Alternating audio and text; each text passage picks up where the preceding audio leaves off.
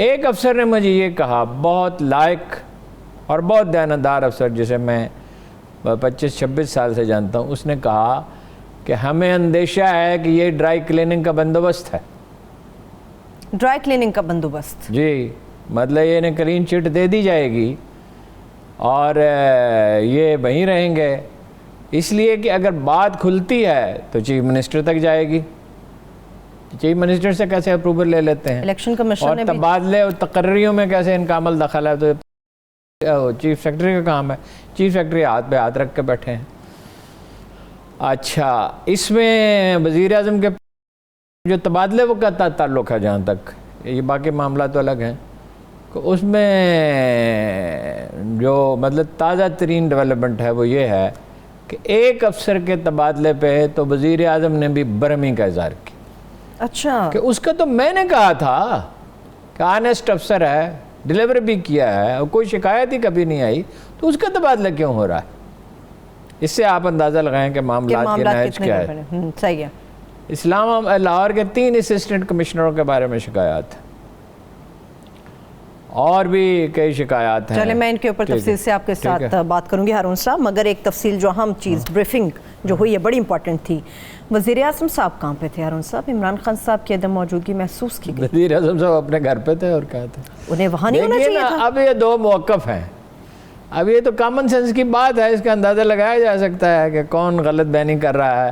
میں اس پہ کوئی حتمی رائے نہیں دیتا، لیکن یہ ہے اسپیکر نے بھی کہا کہ بھئی اپوزیشن کے بعد لیڈروں کے تحفظات تھے۔ فواد چودھری نام لے کے کہا شہباز شریف صاحب کے تحفظات تھے کہ وہ نہ آئیں، بائیکاٹ کریں گے، ان کی موجودگی، وہ دونوں ایک دوسرے کی موجودگی گوارا نہیں کرتے۔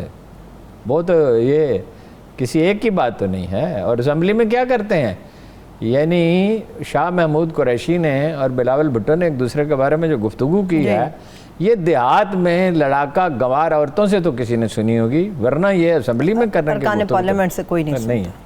ٹھیک ہے، تو یہ اس کے بعد بھی اب یہ قصہ شروع ہو گیا۔ وہ کہتی ہیں، مریم اورنگزیب نے کہا کوئی دستاویز لائیں، اس کی دستاویز بنائی جاتی ہے۔ انہیں لگتا ہوگا دستاویز ثبوت ہوتا ہے؟ نہیں، مطلب ہے عدالت میں جاتے ہیں، وہاں سے وہ لیتے ہیں، کیا وہ ہوتا ہے اپنا اسٹامپ پیپر، اس پہ لکھا جاتا ہے، یعنی یہ کہ میسیج جب بھیجا جاتا ہے تو میں اگر آپ کو میسیج بھیجوں تو تیسرے آدمی کو پتہ نہیں چل سکتا کہ یہ آج یہ پروگرام کرنے ہیں، ٹھیک ہے، یعنی واٹس ایپ پہ میسیج دیا جاتا ہے اور یہ کسی کے ذریعے دیا جاتا ہے، زبانی میسیج دیا جاتا ہے، اور یہ بعض چیزیں خفیہ ہوتی ہیں، میری تو سمجھ سے بالا تر ہے۔ بہرحال وہ نہیں گئے، میرے خیال میں تو اچھا ہوا نہیں گئے، پوائنٹ سکورنگ زیادہ ہوتی، ماحول اچھا رہا، خوشگوار رہا اور مثبت نتیجہ اس کا نکلا ایز اے ہول۔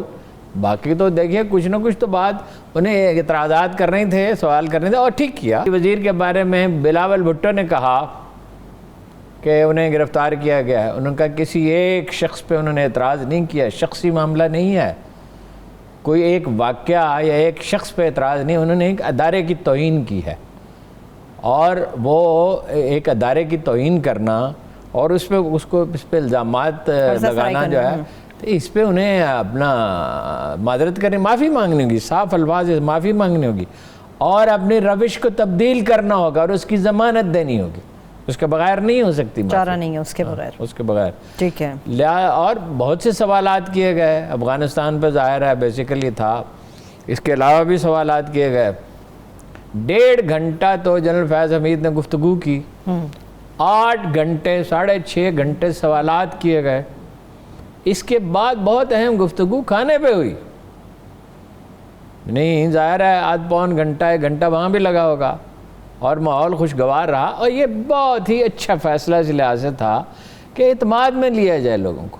ہاں بڑا خوش آئندہ، بڑا اپریشیٹ کیا جا رہا ہے، جو 16 آدمی تو انوائٹ کیے گئے نا، خصوصی طور پہ باقی تو ارکان تھے جو قومی سلامتی کی کمیٹی ہے اس کے، اور ظاہر ہے کہ بہت پیچیدہ معاملات ہیں، امریکہ تل گیا ہے، یعنی امریکہ نے تو آج کمال کر دیا کہ پاکستان پہ پابندی لگا دی ہے، کہا کہ بچوں کو ترکی پہ بھی لگا دی ہے، بچوں کو فوج میں استعمال کرتے ہیں۔ اچھا، کون سے بچوں کو استعمال کرتے ہیں؟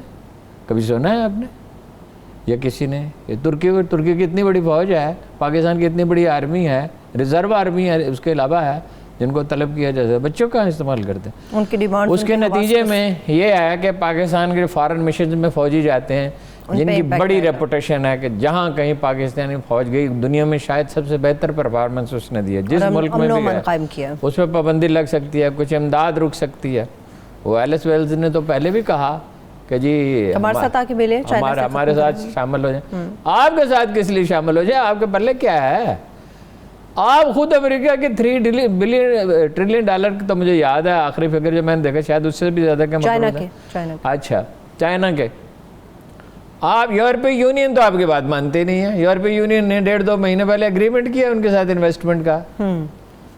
چین انویسٹمنٹ کرے گا، سرپلس پیسہ تو اسی کے پاس ہے. برطانیہ تو مانتا نہیں فری ٹریڈ، کیونکہ یورپی یونین سے نکلنے کے بعد اب یورپی یونین میں تو ان کی ایکسپورٹ کم ہو جائے گی، ہوگی تو صحیح. اب وہ ان کا جو ایکسچیکر ہے، جیسے ہمارا اسٹیٹ بینک کا چیئرمین بہت زیادہ پاورفل ہوتا ہے اور اکانومی میں اس کی رائے کی بڑی اہمیت ہوتی ہے. انڈیپینڈنٹ ظاہر ہے پرانے ادارے ہیں. اس نے کہا کہ میچور تعلقات رکھے جائیں گے. یہ اس لفظ پہ غور کریں، بلوغت کے ساتھ، یعنی سوچ سمجھ کے، کسی دباؤ میں نہیں، کسی خوف میں نہیں. تعلقات رکھے جائیں گے چین کے ساتھ اور متبادل تعلقات رکھے جائیں گے. اور چینی منڈی کی ضرورت ہے. اب سودا سلف کون خریدے گا بھائی؟ چین کی اتنی بڑی آبادی ہے، وہیں اس کی مثال انڈیا ہے. $85 بلین کا لین دین ہے چین کا اور انڈیا کا. اتنی کشیدگی ہے، فوجیں سرحد پہ کھڑی ہیں. بعض لوگ کہہ رہے ہیں جنگ ہو سکتی ہے، میرا تو نہیں خیال جنگ ہوگی، لیکن کیا کہا اندیشہ ہے جنگ کا ویسے پتہ کوئی نہیں ہوتا، کیونکہ مطلب یہ تو شروع ہو جائے پھر اختتام کا انجام کا اندازہ کچھ نہیں کہا جا سکتا. ٹریڈ نہیں بند ہو رہی اس لیے کہ چینیوں کا تو نقصان ہوگا، ان کی زیادہ ہے ایکسپورٹ، کہ انڈیا کا بھی تو نقصان ہوگا نا، ان کے اتنے لوگ بے روزگار ہو جائیں گے. تو یہ تو دنیا بدل گئی ہے. یہ اکانومی میں اب سب قوموں کا ایک دوسرے پہ انحصار ہے. صحیح. ہمیں اندیشہ ہوگا، اندیشے ہیں بہت. دیکھیے 5 سے 7 لاکھ مہاجرین کا آنے کا اندیشہ. اب مجھے یاد آیا شیخ صاحب کا بیان کہ 30 جون تک جناب خاردار تار مکمل ہو جائے گی. 90% کام مکمل ہو گیا. نہیں 86% تھی اس وقت غالباً. نہیں یہ بیان دینے کی ضرورت کیا تھی کہ 30 جون تک 30 جون گزر گیا. یہ باتیں کی ہیں شیخ صاحب نے. وہ کچھ بھی کہہ سکتے ہیں، کچھ بھی. تو وزراء بھی اور اپوزیشن لیڈر بھی ابھی آزاد کشمیر پہ آئیں گے تو دیکھیں نا اس پہ عرض کریں گے کیا کیا کچھ لوگ ایک دوسرے کے خلاف کہہ رہے ہیں اور کیا کیا حرکتیں ہو رہی ہیں. اچھا یہ ہے جناب کہ وہ فیٹف میں یہ وہاں بات زیر بحث آئی کہ بھائی 27 میں سے 26 نکات پورے کر دیے. دنیا کے کتنے ممالک ہیں جنہوں نے آدھی کمپلائنس کی ہے مگر ان کا نا اس میں سے آپ کو فیٹف میں سے نہیں. IMF پریشر ڈال رہا ہے آپ کے اوپر اور معاشی مسائل تو پیدا ہوں گے، لیکن یہ کہا گیا کہ ہم اپنی سرزمین دشمن کے خلاف، ایک دوست ملک کے خلاف استعمال کرنے کی اجازت نہیں دے. تاثر تو ہوا یہ بھی پکڑ رہا ہے ہارون صاحب کہ اڈے تو مانگے ہی نہیں ہیں. اڈوں کا شور کیوں ہے؟ اڈے نہیں مانگنے تھے.